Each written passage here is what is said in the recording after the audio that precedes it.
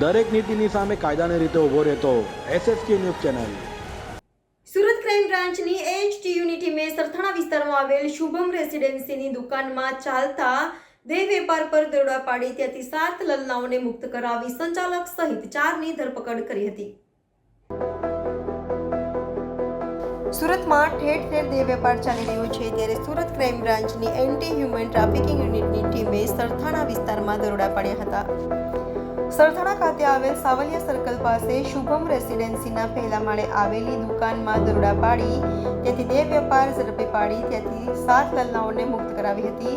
તો સંચાલક બિસ્વારૂપ બારુંદે તથા ગ્રાહકો રોહિત પરસોત્તમ પટેલ, માનવ વિજય પાંડવ અને વિશાલ રમેશ ટાંકને ઝડપી પાડ્યા હતા. જ્યારે અન્ય માલિક દીપક તથા સંચાલક ગૌરવ ભાગી છૂટતા બંનેને વોન્ટેડ જાહેર કરાયા હતા.